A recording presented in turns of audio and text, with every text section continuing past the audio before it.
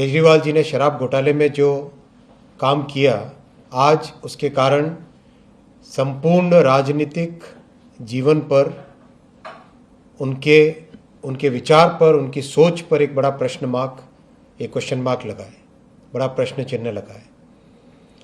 जिस तरह के उन्होंने घोटाले किए और आज इस घोटाले में कांग्रेस भी शामिल हुई है, एक महाठगबंधन बन गया है कांग्रेस का और आम आदमी पार्टी का, दिल्ली को लूटने के लिए। पीएमएलए स्पेशल अदालत ने बहुत स्पष्ट तौर से कहा है कि अरविंद केजरीवाल जी के खिलाफ एक भी प्रमाण नहीं है। इस बात का एक भी प्रमाण नहीं है कि गोवा में कोई भी पैसा लगा। इस बात का कोई प्रमाण नहीं है कि 100 करोड़ का कोई लेन देन हुआ।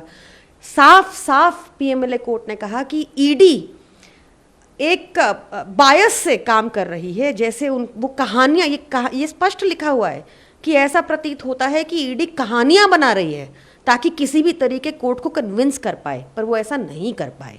अब जैसे ही अरविंद केजरीवाल जी को इस केस में बेल मिलने वाली थी, इन्होंने सीबीआई के द्वारा एक और केस डाल दिया। ये किसी भी तरीके चाहते हैं कि अरविंद केजरीवाल जी को अंदर रखा जाए। कि इसमें कोई दो राय नहीं है कि इस पूरे घटना में अरविंद केजरीवाल ही किंग पिन, यानी इस पूरे घोटाले के सरगना अरविंद केजरीवाल लगते हैं और अब तो आरोपित हो चुके हैं।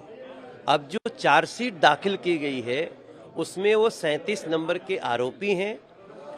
और सबसे महत्वपूर्ण बात कि कोर्ट के माननीय न्यायाधीश ने ये सब कुछ देखने के बाद उन्होंने कहा है कि इनके खिलाफ पर्याप्त सबूत आ गए हैं, जिसके आधार पे अपराधी के खिलाफ यानी अरविंद केजरीवाल के खिलाफ आगे की कार्रवाई होनी चाहिए। जब कोई क्राइम हुआ ही नहीं कहीं पर, तो फिर अक्यूज होने का कोई पॉइंट बनता नहीं है। हो क्या रहा है ये समझने वाली बात है। हो ये रहा है कि भारतीय जनता पार्टी ने एक सर्कस रचा है, एक पिक्चर बना रही है। इसका डायरेक्शन ये अपने ऑफिस में, दफ्तर में करते हैं, उसका स्क्रिप्ट ये ईडी को दे देते हैं और ईडी ये रियलाइज़ किए बिना कि वो आम आदमी पार्टी का नुकसान नहीं कर रही है, देश का नुकसान कर रही है, ईडी ये रियलाइज़ किए बिना इस सर्कस का हिस्सा बन गई है।